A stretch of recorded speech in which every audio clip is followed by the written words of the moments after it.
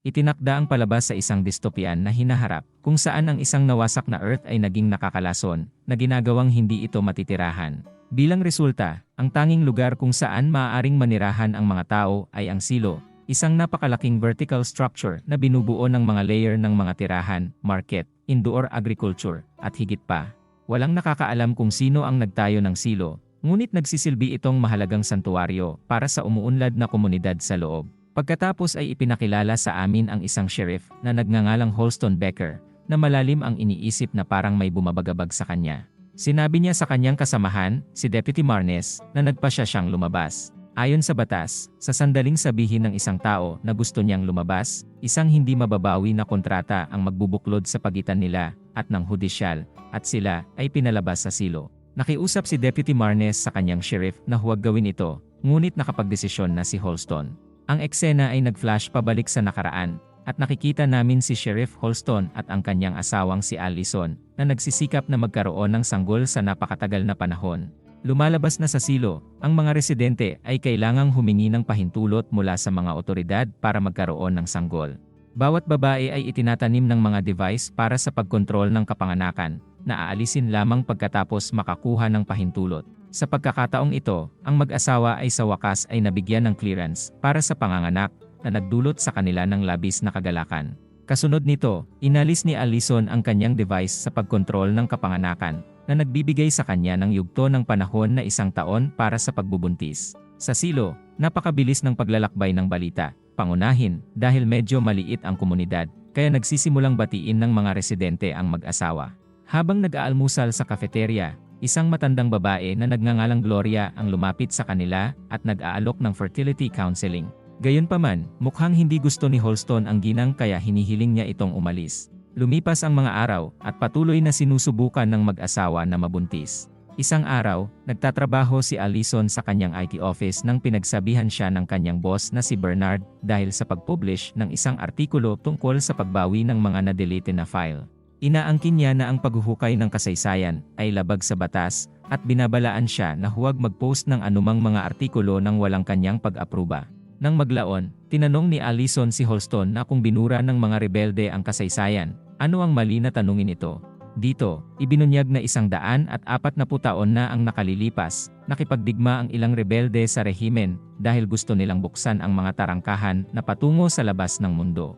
Pagkatapos ng maraming pakikibaka, nadurog ang paghihimagsik, at ang araw na iyon ay naalala bilang araw ng kalayaan. Gayunpaman, nawasak ang lahat ng talaan ng kasaysayan ng Earth bago ang apocalyptic noong panahon ng paghihimagsik. Taliwas sa kanyang asawa, pinaniniwalaan ni Allison na may buhay sa labas ng silo at ang kanilang mga takot lamang ang pumipigil sa kanilang tuklasin ang mga misteryo ng mundo. Nag-fast forward ang eksena sa pagkalipas ng 200 araw. At sinusubukan pa rin ng mag-asawa na magkaroon ng anak. Makailang beses silang gumawa, kahit sa office desk ni Holston, ngunit wala silang anumang resulta. Sa araw ng kalayaan, ang alkalde ng silo, si Ruth Jans ay nagbigay ng isang talumpati sa mga residente, na inaalala ang araw kung kailan nila pinabagsak ang mga rebelde. Pansamantala, itinalaga si Allison na pumunta sa base layer ng silo para tulungan ang isang IT na nagngangalang George sa kanyang trabaho. Pagdating doon, ipinahayag ni George na isa siyang malaking tagahanga ng trabaho niya at gumawa siya ng dahilan para makipagkita sa kanya ng pribado. Pagkatapos ay ipinakita niya sa kanya ang isang lumang hard drive, isang relic ayon sa judicial. Sinabi niya na halos puno na ang memorya ng drive, ngunit hindi niya mahanap ang anumang content sa loob nito. Nang marinig ito, napagtanto ni Allison na dapat naka-encrypt ang drive at kailangan nito ng password. Pagkatapos ng maraming pagsubok at error, sa wakas ay nabuksan na niya ito, na inihayag ang lahat ng nilalaman nito, ilang video, larawan pati na rin ang mga blueprint ni Silo. Dahil dito, nababalisa siya dahil maaari silang mapatalsik kung malalaman ito ng hudikatura. Dahil sa takot, sinabi niya sa kanya na alisin kaagad ang disk bago umalis sa eksena. Sa kabila ng kanyang babala, patuloy na ginagalugad ni George ang blueprint ng Silo at natutunan ang tungkol sa isang lihim na lagusan sa ibabang antas. Nang maglaon, umuwi si Allison, ngunit hindi niya mapigilan ang pag-iisip tungkol sa relic. Bilang resulta, nagpahinga siya ng 1 araw sa trabaho, at palihim na binibisita muli si George. Sama-sama, sinusuri nila ang mga file ng DSC, na nagbubunyag ng maraming sikreto, kabilang ang pagmamanipula na nauugnay sa mga device para sa birth control. Ang huling file ay nagdulot sa kanila ng lubos na pagkagulat, habang nakikita nila ang footage ng isang makulay na Earth, mga berdeng puno, asul na kalangitan, at mga bagay na lumilipad sa himpapawid. Ang mga paghahayag na ito ay nagpapataas ng mga hinala tungkol sa mga issue sa pagkamayabong ni Allison, kaya binisita niya si Gloria sa kalaunan upang humingi ng ilang sagot. Ipinagtanggol ni Gloria na ayaw ng hudisyal na magkaroon ng mga anak ang isang katulad niyang babae. Labis sa kanyang pagkabigla, ibinunyag ng ginang na kahit sinasabi ng mga doktor na inalis ang contraceptive implant, nasa loob pa rin ito ng kanyang katawan. Kinabukasan, hinihintay ni Holston si Allison sa ospital para sa appointment ng doktor. Matapos maghintay ng mahabang panahon, bumalik siya sa bahay at nakita niya itong duguan. Ibinunyag niya sa kanya na hindi pa inalis ng doktor ang implant sa kanyang katawan. Upang patunayan ang kanyang mga pahayag,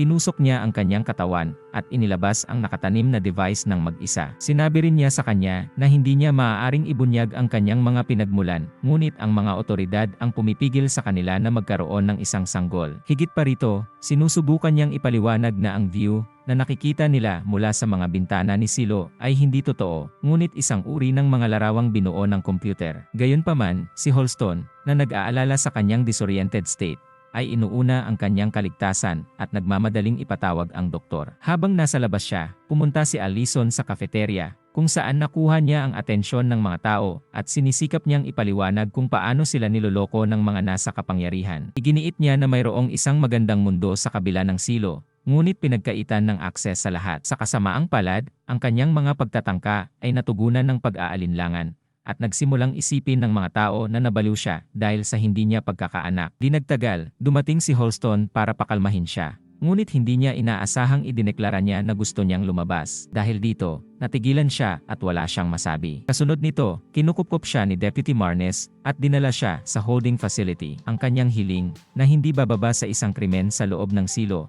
ay nakatakdang matupad sa lalong madaling panahon. Mamaya ng gabing iyon, pumunta si Holston para kausapin ang kanyang asawa sa kanyang selda. Muli niyang sinusubukang kumbinsihin siya na ipinapakita lang ng mga screen kung ano ang gusto ng mga otoridad na makita ng mga tao. Hindi pa rin handang maniwala si Holston sa kanyang mga sinasabi, ngunit wala siyang magagawa ngayon. Pagkatapos, nakasuot siya ng hazmat suit, habang walang magawa si Holston na pinagmamasdan siya. Pagkatapos ay binasa niya ang panunumpa sa kanya, nang may luha sa kanyang mga mata bago umalis ang dalawa. Habang naglalakad siya palabas sa Wateland, pinapanood siya ng mga tao sa pamamagitan ng malalaking screen sa cafeteria. Pagkatapos maglakad ng maikling distansya mula sa Silo, bumagsak siya sa lupa, malamang napatay. Binasag nito si Holston, habang ang iba sa mga tao ay lumalabas ng cafeteria, malungkot. Makalipas ang 2 taon, si Holston ay nasa kanyang opisina nang pumasok si Deputy Marnes dala ang balita ng pagkamatay ni George. Ipinaalam pa niya sa kanya ang tungkol sa isang engineer na nagngangalang Juliette, na nagsasabing hindi ito isang aksidente o isang self-kill, kundi isang pagpatay. Natigilan,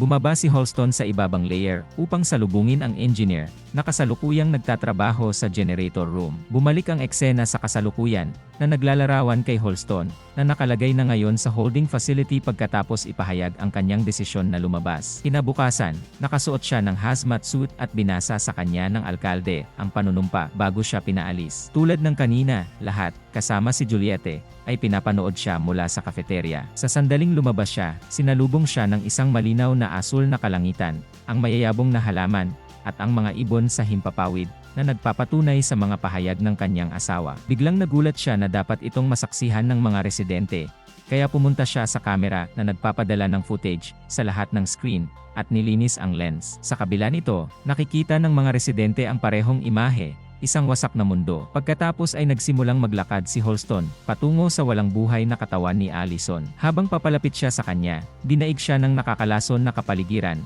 na naging sanhi ng pagbagsak niya sa tabi niya. Si Juliette, sa hindi malamang dahilan, ay lumabas ng cafeteria sa galit at sumigaw sa tuktok ng kanyang boses, na nagsasabing nagsinungaling sa kanya ang sheriff. Kasunod nito, umupo si Deputy Marnes sa kanyang kabin at binuksan ang isang tala na iniwan sa kanya ni Holston. Dito, hinirang ni Holston si Juliette bilang susunod na sheriff. Sa paglaon, binisita ni Marnes ang alkalde at tinanong kung nakapagpasya na siya kung sino ang kanyang itatalaga bilang bagong sheriff, ngunit sinabi niyang hindi. Pagkatapos ay ipinahayag niya ang kanyang takot sa kawalan ng katatagan ng mga tao, lalo na ngayong walang sheriff. Samantala, pinuntahan ni Juliette si Martha, isang matandang babae na nagpapatakbo ng repair workshop. Bilang ang tanging tao na mapagkakatiwalaan niya, nagpasya si Juliette na ibahagi ang lahat ng bumabagabag sa kanya. Habang nagpapatuloy siya, nagbabalik ang eksena noong ilang taon na mas maaga noong nabubuhay pa si George. Dito, ibinunyag na ang dalawa ay nasa isang romantikong relasyon, ngunit walang nakakaalam tungkol dito. Sa isang partikular na araw, pagkatapos ng trabaho, pumunta siya sa kwarto ni George para makita siya, ngunit wala siya kahit saan. Sa kanyang mesa, natuklasan niya ang isang maliit na bagay na parang laruan na may note. Nang maglaon, nalaman niya mula sa isa sa kanyang mga kasamahan na ginawa ni George ang hindi maiisip. Nagulat siya, pumunta siya sa isang pulis na nagngangalang Hank,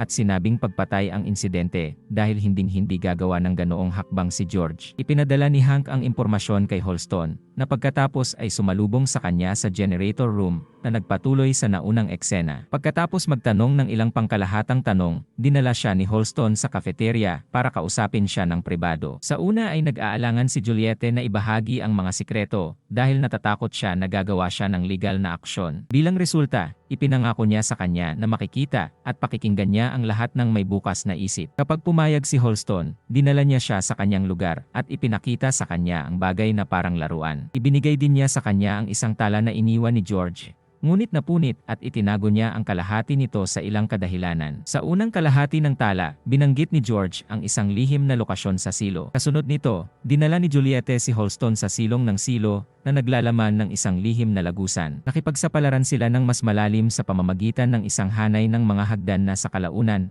ay humahantong sa kanila sa isang malawak na silid kung saan siya madalas bumisita kay George. Namangha si Holston sa pagkakaroon ng ganoong espasyo sa loob ng silo. Hindi nagtagal, napansin ni Juliette ang isang nakatagong wire sa ilalim ng konkretong ibabaw na nakatali ng isang bag na tela. Sa loob, natuklasan nila ang isang kahon na puno ng mga relics, isang lumang camcorder, isang Statue of Liberty figurine, ilang artikulo, at kaparehong disk mula kanina. Nakilala ni Holston ang sulat kamay ng kanyang asawa sa isa sa mga artikulo na ikinagulat niya. Pagkatapos ay ibinunyag niya na gumawa si Allison ng ilang trabaho para kay George bago ito lumabas. Nang marinig ito, hindi naunawaan ni Juliette na wala si Holston upang alamin ang dahilan ng pagkamatay ni George. Ngunit gusto niyang malaman kung may kinalaman ba siya sa pagpili ng kanyang asawa na lumabas. Gayunpaman, tinitiyak sa kanya ni Holston na sisiyasatin niya ang bagay sa lalim nito. Titingnan ang drive, at ipaalam sa kanya kung ano ang dapat nilang susunod na hakbang. Sa kasalukuyan, ipinakita ni Juliette kay Martha ang ibabang kalahati ng tala, kung saan isinulat ni George na nahanap na niya ang hinahanap niya. Nang marinig ang lahat ng ito, sinabihan siya ni Martha na mag-ingat dahil nagiging mapanganib ang mga bagay-bagay. Sa kabilang banda, pumunta si Deputy Marnes sa opisina ng mayor at sa pagkakataong ito, binasa niya sa kanya ang tala na iniwan ni Holston. Walang ideya si Mayor Ruth kung bakit gusto ni Holston si Juliette, kaya nagpasya siyang makipagkita sa kanya ng personal. Nang maglaon, muling binisita ni Juliette ang secret chamber, kung saan inaalala niya ang kalidad ng oras ng ginugol niya kasama si George doon. Naaalala rin niya ang pagbanggit niya ng isang pinto sa pinakadulo ng bangin. Bumaba ang tingin ni Juliette mula sa taas, ngunit wala siyang makita kundi tubig. Sa kabila ng pagiging hydrophobic, gumawa siya ng matapang na desisyon na bumaba at hanapin ang tinatawag na secret door. Pagkatapos ay kumuha siya ng lubid at nagsimulang bumaba. Habang papalapit siya sa tubig,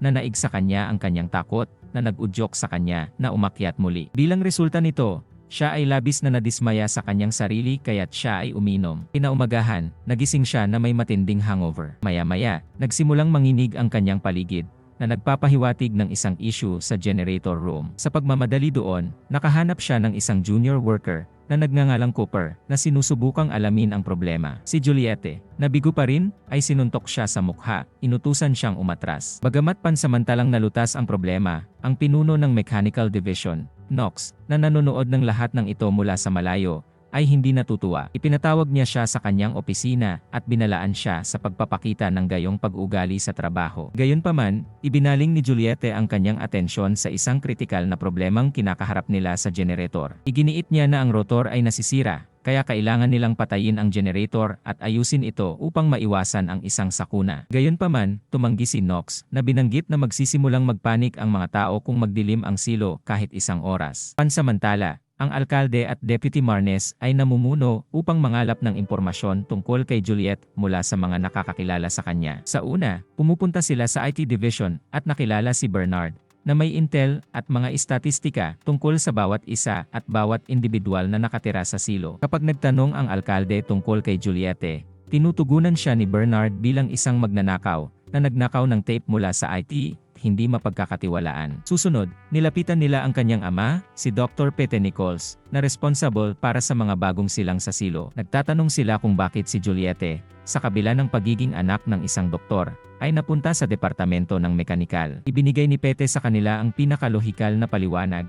Si Julie ay palaging nabighani sa mga makina, at ang pag-aayos ng mga bagay ay nagbigay sa kanya ng labis na kasiyahan. 13 taong gulang pa lang siya nang iwan siya nito, at medyo matagal na rin mula nang makausap niya ang kanyang anak. Kasunod nito, pinuntahan ng alkalde ang dati niyang kaibigan, Martha, at nagtanong tungkol kay Juliette. Gayunpaman, pinili ng huli na huwag magbahagi ng maraming impormasyon sa kanya. Makalipas ang ilang sandali, nagsimulang manginig ang paligid habang lumilitaw na muling hindi gumagana ang generator. Nagmamadaling pumunta sa silid ang mga manggagawa, habang dumating sina Roth at Marnes sa opisina ni Knox. Makalipas ang ilang minuto, lalabas din si Juliette, at sinusubukang unawain ang problema sa pamamagitan ng pagbabasa sa pattern ng vibration ng generator. Pagkatapos ay pumasok siya sa hatch, at kahit papaano ay nakakaiwas sa isang potensyal na sakuna. Kasunod nito, sa wakas ay nakilala ng alkalde si Juliette, at sinabi sa kanya na siya ay pinili na maging bagong sheriff ni Holston. Ngunit sa kanyang pagkabigla, tinanggihan ni Juliette ang alok,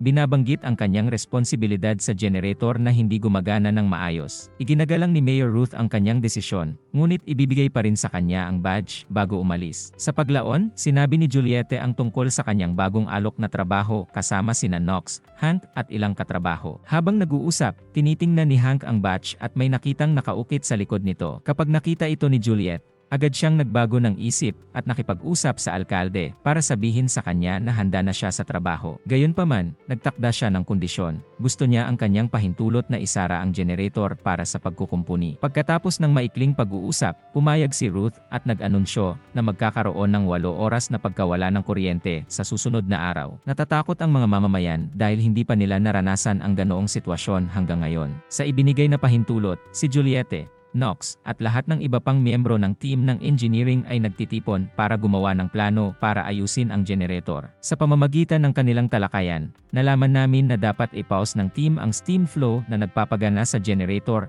at pagkatapos ay isara ang valve na nagkokonekta sa steam pipe sa containment chamber na magsasara nito. Nagbibigay ito sa kanila ng 30 minutong palugit para ayusin ang issue. Ang pagkabigong makumpleto ang pag-aayos sa loob ng time frame na iyon ay magreresulta sa buong generator sa pagsabog na maglulubog sa 10,000 residente ng silo sa walang hanggang kadiliman. Binabalangkas ni Knox ang plano. Itataas nila ang mga panel ng generator upang ipakita ang rotor at ipapadala si Juliette para tukuyin ang problema. Kapag nagsenyas na siya, isasara niya ang valve at i-off ang generator. Pagkatapos magsisimula ang countdown. Tinanong din siya ni Knox kung sino ang gusto niyang isama bilang kanyang assistant, kung saan hindi niya inaasahang napili si Cooper. Eksaktong 10:00 ng gabi, na-activate ang backup power at ipapatupad ng team ang kanilang plano. Aalisin ang mga panel, pagkatapos ay ipapadala sina Juliette at Cooper. Sa sandaling makakita sila ng sirang rotor blade, sinenyasan nila ito kay Knox na nagsasara ng balbula. Kasunod nito, mabilis nilang aalisin ang nasirang bahagi at ibinaba ito para ayusin. Habang ginagawa ito ng mga repairman, si Juliette at Cooper ay nagpapatuloy sa pag-aayos sa mga internal damage. Iyon ay nang ipaalam sa kanya ng assistant ni Knox na ang balbula sa containment chamber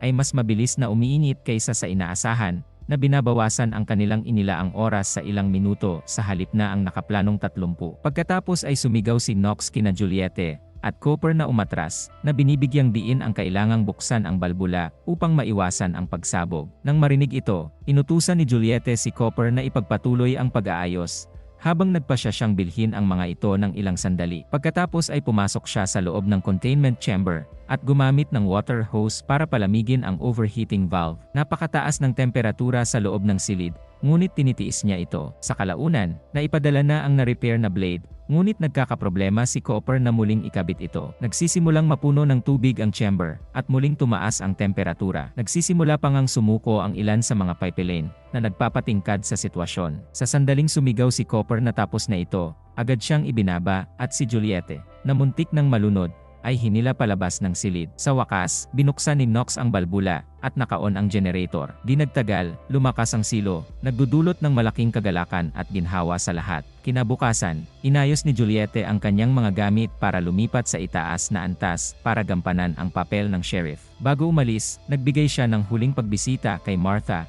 at pinasalamatan siya sa lahat. Habang paakyat siya sa itaas, tiningnan niya ang ukit sa likod ng badge ni Holston na nagsasabing truth. Samantala, si Bernard, na nakakagulat na alam sa bagong tungkulin ni Juliette bilang sheriff, ay lumapit sa alkalde at muling binalaan siya tungkol sa mga kahihinatnan. Gayunpaman, ibinasura ni Ruth ang kanyang pag-aalala at umalis. Sa paglaon, makikitang lumagda ang alkalde sa dokumento. Opisyal na hinirang si Juliette bilang susunod na sheriff. Bigla siyang nakaramdam ng hindi mapakali, kaya nagmadali siyang pumunta sa banyo. Ilang sandali pagkatapos niyang pumasok, nakarinig si Marnes ng malakas na kalabog mula sa loob. Nag-aalala, tumatawag siya sa kanya, ngunit hindi nakatanggap ng anumang tugon. Nang maramdaman ang pagkaapurahan ng sitwasyon, pumasok siya sa banyo at nakita niya sa sahig, nasasakal sa sarili niyang dugo. Kung nagustuhan niyo ang videong ito, please subscribe sa channel para sa iba pang mga video. Maraming salamat po.